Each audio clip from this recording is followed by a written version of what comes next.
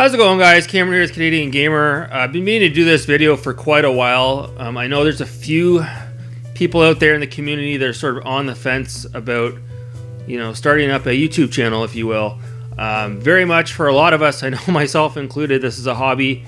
This isn't a full-time career by any means. It's a passion project.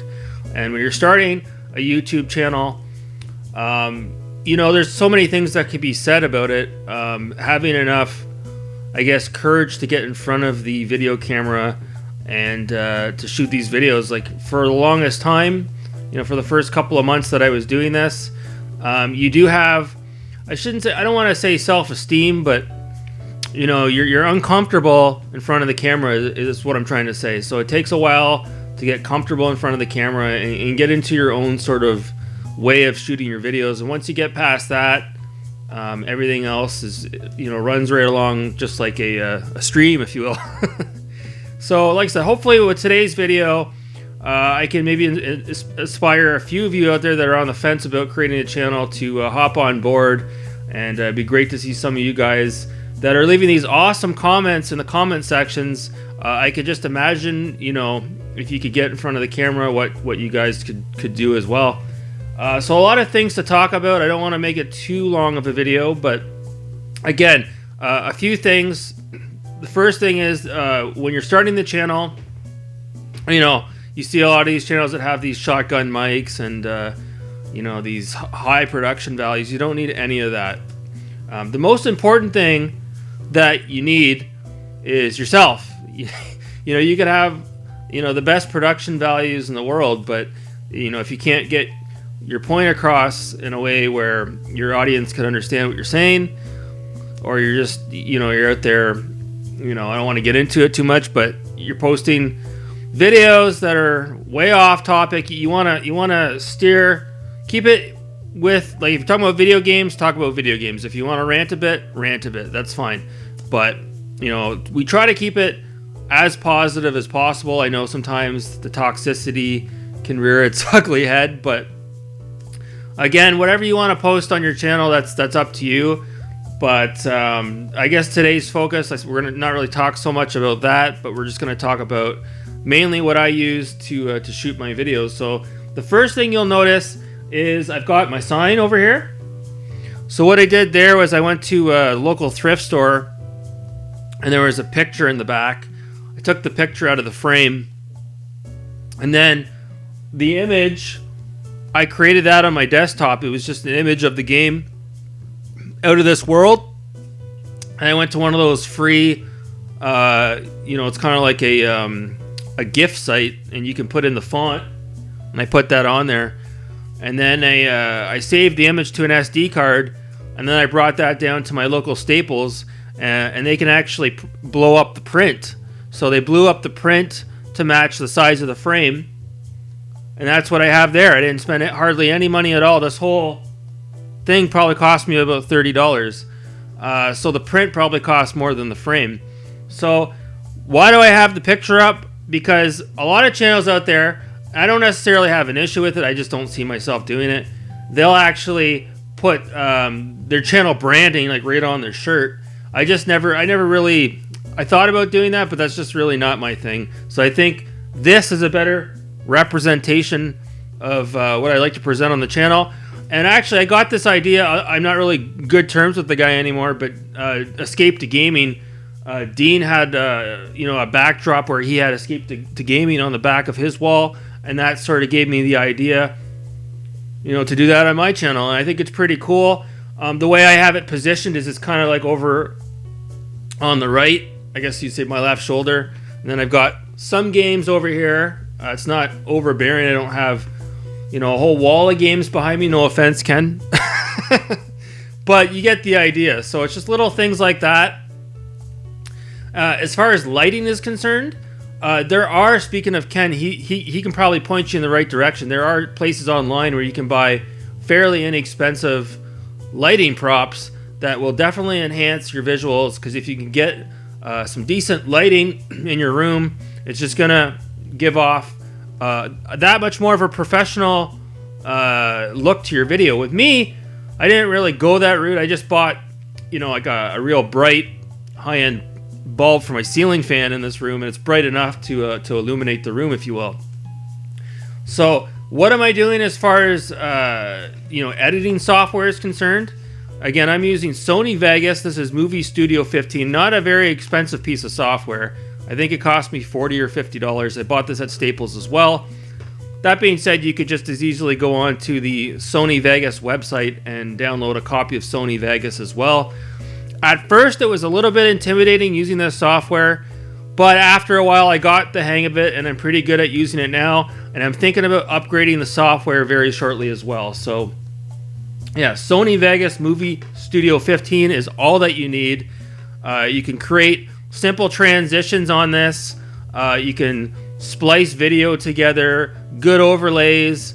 You can apply text to your video as well. So I haven't had any issues with Movie Studio 15. It is a very heavy piece of software, so if you have an older laptop as an example, or a computer, you might want to hold off on getting Sony Vegas. I went out and bought a new computer, and it seems to be working pretty good.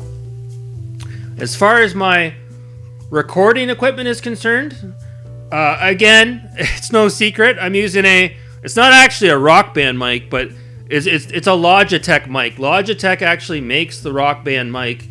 This one here, it says Walt Disney on it, so I don't know if it's for like a sing-along kit that came out a couple of years ago, but again, it's made by Logitech, so let's not discredit it entirely. I paid $2.99 for this mic, and I'll show it in more detail in a minute as we bring the camera around. But I'm holding it together with a GPS holder that you would clip on in your car to hold your GPS. Well, back in the day when we used GPS. So it's real inexpensive. I paid $2.99 for this. I paid $1.99 for that, and it works, right? As far as the video camera is concerned, I'm using a Sony HDR CX405B kit camera. So I think I paid $300 for this at Staples. Now, you don't need to go all out and buy something like this. You could certainly use a lot of the more modern smartphones have really good cameras. I know even some of the iPhones have 4K capability, and they produce quality that's just as good as what I have, if not better. But this is what I used. I used, again, a Sony HDR camera, and it works fine for what I need it for, right? So nothing too high-end. And look, not everybody wants to go all out and to have all this equipment. You could just as easily get, a tiny little tripod like this, and you can put your smartphone on it, and you can set it in front of you, maybe on a table, and you can start off by shooting your videos with one of these, or even a mini tripod like the Immoral recently purchased. So it works. You can also get what's called a lapel mic, which clips onto your shirt, or if you want it to be a little bit more aesthetically pleasing in your video, you can tuck it under your shirt. Don't wear it on your shirt like RGT85. And the lapel mic works well as well. I think that might connect to your iPhone as an example, and you can record that way. With the Rock Band mic, I guess you could call it, I've got it hardwired to my PC, and I'm using Sound Recorder in the Windows operating system to record. So once I'm done recording, I take the file from Sound Recorder and I drag it over to Sony Vegas, and that's where I get my audio. So, like I said, it works for me. So let me go ahead and swing the camera around, and I'll show you a little bit more detail about what I'm working with.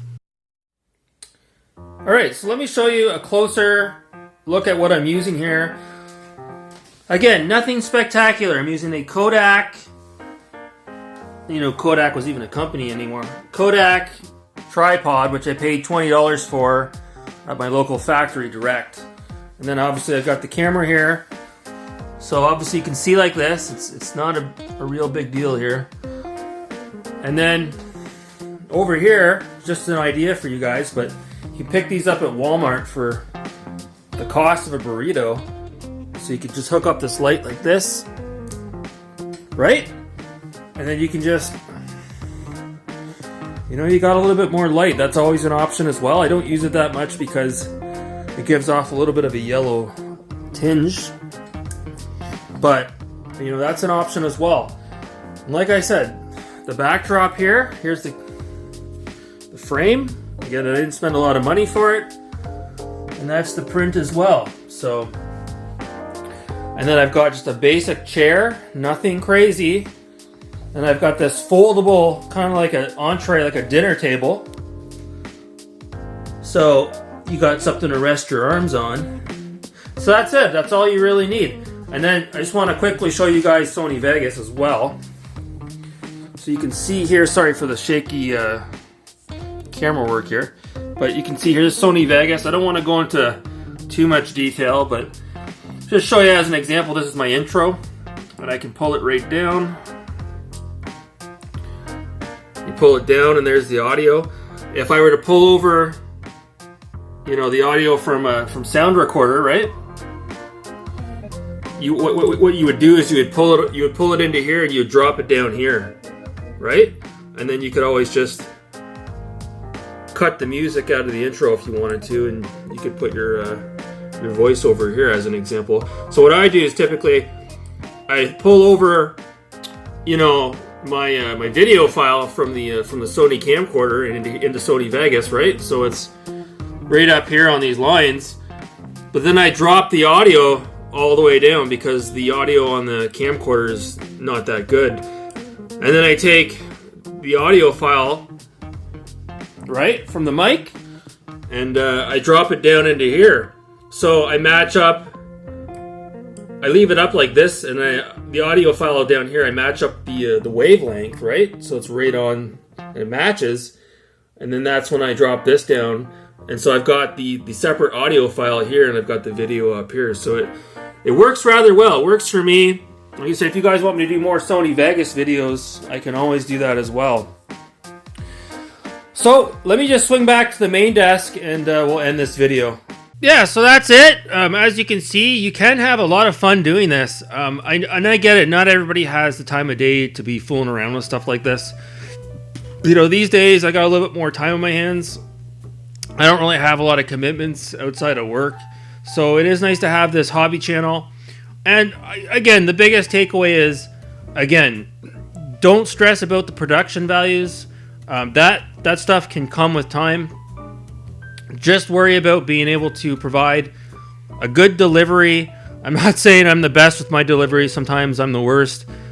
But being able to, you know, work on your self-confidence in front of the camera and be able to, you know, articulate a half-decent sentence. It's funny, too.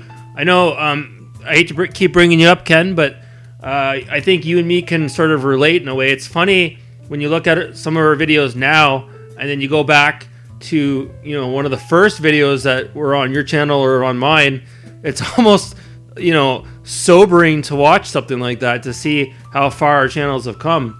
So again, you don't need to put a lot of money into it.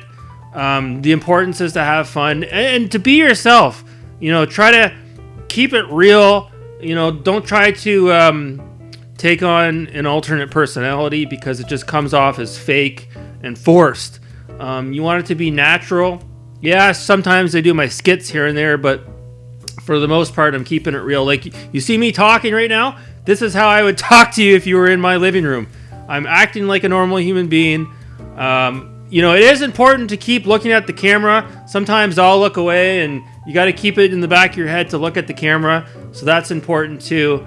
But yeah, like I said, it is a lot of fun. You know, any of you guys that are out there that are thinking about getting into this as a hobby, you know, you can always reach out to Ken. You can always reach out to Rage Leg Gaming. I'm sure he can point you in the right direction. Those two, I think they use a KindMaster. It's a software you can download on your Android or your iPhone, and that's another way of editing videos on the fly. So I'm not too familiar with that, but maybe one of these days I'll check it out.